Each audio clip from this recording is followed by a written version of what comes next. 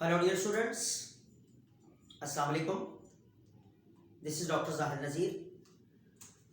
Dear students, आज हमारा जो डिस्कशन टॉपिक है that is reproductive organs of human female.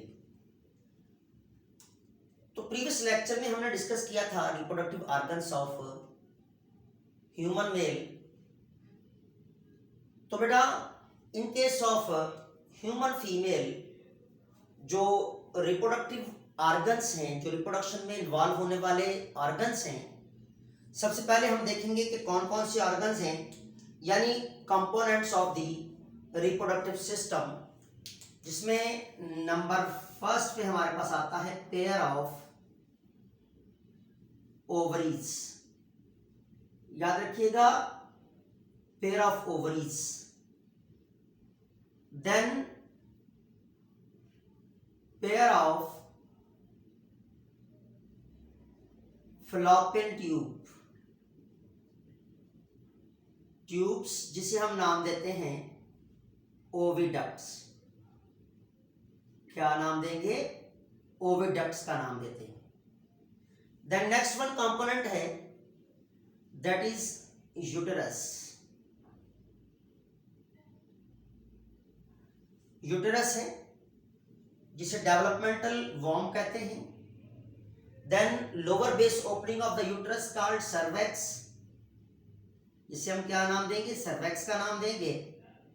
And then next external copulatory organ that is called vagina. Okay, ये हमारे पास components हैं in case of human female, और we can say that reproductive system of human female. जब हम इसको draw करेंगे तो याद रखिएगा, pair of ovaries, pair of ovaries जो हैं लेफ्ट एंड राइट साइड पर at the base of abdominal region. In case of female दो ओवरीज पाई जाती हैं, जिसे एक को हम नाम देते हैं लेफ्ट ओवरी और दूसरी को हम नाम देते हैं राइट ओवरी। याद रखिएगा, this is called right ovary and this is called as the left ovary. अब बेटा left ovary as well as right ovary दोनों ओवरीज हैं। ये हमारे पास ओविडक्ट, जिसको हमने नाम दिया था फैलोपियन ट्यूब का नाम भी दिया था, and this is the developmental chamber और वॉर्म, जिसे आप नाम देते हैं the uterus. This is called as the uterus, जहां पर डेवलपमेंट होती है। This is called as uterus. और जो इनर ओपनिंग होती है यूटेरस की, this is called as cervix. इसे हम नाम देते हैं सर्वेक्स। और जो यहां पर एक्सटर्नल जेनेटिलिया है, this is called as the vagina. याद रखिएगा, इसे हम नाम देते हैं वेजिना। तो ये हमारे पास एक डायग्राम या कह लें या स्केच कह लें फीमेल रिप्रोडक्टिव सिस्टम का है। अब हम देखते हैं function of these reproductive organs, जिसमें अगर हम देखें तो ओवरीज हमें पता है कि फीमेल गोनाड्स कहते हैं इसे हम, और ओवरीज का जो फंक्शन होता है that is the production of ovum. तो फंक्शन क्या है? Production of ovum. लेकिन ये ओवम की प्रोडक्शन जो होती है इनसाइड द ओवरी, इसे एक हार्मोन स्टिमुलेट करता है, जो कि interior lobe of the pituitary gland से आता है, जिसे कहते हैं FSH। ये क्या करता है? स्टिमुलेट करता है, stimulates to ovaries for what purpose, for production of ovum. और यहाँ पर प्रोसेस होता है oogenesis का, जो प्रीवियस लेक्चर्स में हम पढ़ चुके हैं, जिसमें क्या होता है कि इमेच्योर जर्म सेल्स या oocytes बहुत सारी फेसेस से गुजरते हुए जाते हैं मियोसिस डिवीजन में और बनाते हैं मेच्योर ओवम या एग। तो अब हमें पता चल गया कि ओवरीज का काम जो है वो ओवम प्रोड्यूस करवाना है, जो हम रिप्रोडक्टिव साइकिल में भी पढ़ चुके हैं। और ओवम की प्रोडक्शन जो होती है that is inside the ovary. और हमने ये भी पढ़ा था रिप्रोडक्टिव साइकिल में कि ओवम जो है वो alternately left and right side of the ovary alternate month में जो है वो ओवम रिलीज करती है by process of oogenesis।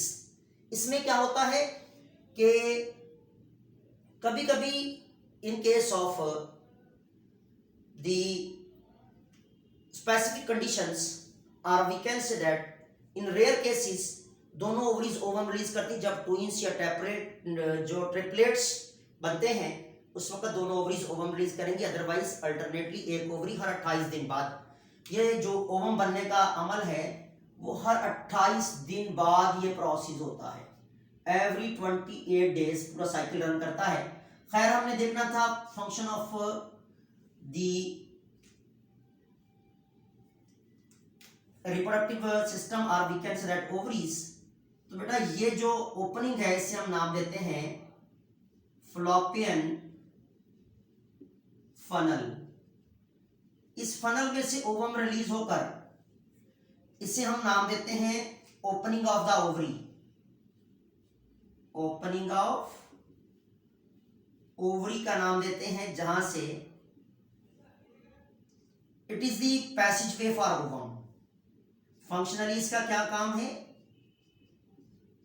Function अगर देखें तो it is passage way for ovum, passage way for ovum. अब यहां से पास होता हुआ ओवम कहां आता है, जब ये रप्चर होगा फॉलिकल तो यहां से ओवम निकलकर कहां आता है, इनटू दी ओविडक्ट। अब याद रखिएगा इस ओविडक्ट को, जिसको हम फ्लोपियन फनल भी कहते हैं, इसका फंक्शन जो है that is the it is a site of fertilisation. Function wise इसे हम क्या नाम देते हैं बेटा, इसे नाम देते हैं site of fertilisation. This is the site of fertilisation. तो आपके एमडी कैट में ये क्वेश्चन आ सकता है कि साइट ऑफ फर्टिलाइजेशन कौन सी है, कॉन्सेप्शन का अमल ह्यूमन बीइंग में कहां होता है, तो वो होता है ओविडक्ट में। जैसे ही आपको पता है फर्टिलाइजेशन हो जाएगी, यहां पर बन जाएगा जाइगोट, यहां पर फर्टिलाइजेशन हुई। अब ये जाइगोट जो है ये बनता है blastocytes, ball of cells, continuously mitosis में जाएगा। ये सारे प्रोसेस हम पढ़ चुके हैं। अब ये आता है यूट्रस में, और यूट्रस आपको पता होना चाहिए कि इसके पास 3 लेयर्स होती हैं यूट्रस के अंदर। बाहर वाली एपिमीट्रियम कहलाती है, एज वेल एज इनर वाली myometrium, and most inner one that is called as the endometrium. तीनों लेयर्स यहां पर मौजूद होती हैं। बाहर वाली आउटर मोस्ट लेयर जो है वो क्या कहला रही है, this is called epimetrium, this is called myometrium जो कि richly supplied with the blood vessels है and blood capillaries, and this is called endometrium. अब ये 3 लेयर्स पर मुश्तमिल जो एक मस्कुलर बैग है जो कि डेवलपमेंटल सेंटर कहलाता है, या we can say that developmental pouch कहलाता है। अब यहां पर क्या होती है, इम्प्लांटेशन और ब्लास्टोसाइट्स यहां पर आके अटैच होते हैं, और ये ब्लास्टोसाइट्स फिर फर्दर डेवलपमेंट पाते हुए एक मेच्योर जो है वो एम्ब्रियो में और इंडिविजुअल में चेंज होते हैं। तो यूट्रस को हम नाम देते हैं function wise it is the site of development, it is a muscular bag. Function wise हम इसे क्या नाम देते हैं, याद रखिएगा ये एक मस्कुलर बैग है और इसे हम नाम देते हैं site of development, site of embryonic development, या इसे दूसरा नाम दिया जाता है, it is the site of development for the embryo, as well as इसे नाम दिया जाता है डेवलपमेंटल बैग, जहां पर in case of viviparous animals including human being यहां पर डेवलपमेंट होती है। जैसी डेवलपमेंट कंप्लीट होती तो सर्वैक्स रीजन जो है that is the lower base opening of the what uterus, it is the lower base opening, ये लोअर बेस ओपनिंग है और ये लोअर बेस ओपनिंग जो है that is the of uterus, uterus की लोअर बेस ओपनिंग, इसका काम है, ये याद रखिएगा functionally passage way for the developing baby during birth. ये लोअर बेस ओपनिंग है, जैसे ही बेबी जो है वो मूव करता है towards the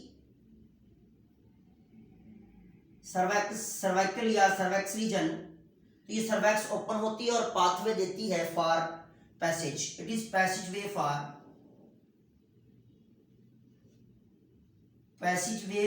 what, for the developing,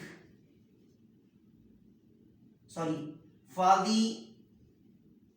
for baby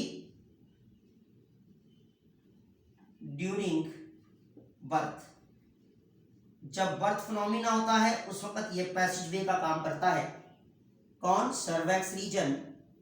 और विजाइना जो है that is the external copulatory organ, ये कापुलेशन में भी हेल्प करेगा, ट्रांसपोर्ट ऑफ स्पर्म्स में भी रोल करता है। अब इसका काम क्या है function wise, in case of the vagina it is called external copulatory organ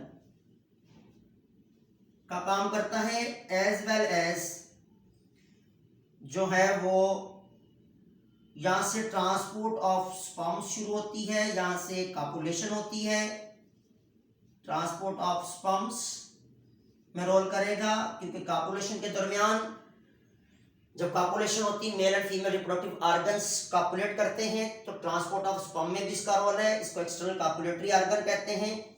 और it is the also called as external genitalia, इसे याद रखिएगा एक्सटर्नल जेनिटिलिया फीमेल भी कहते हैं, एक्सटर्नल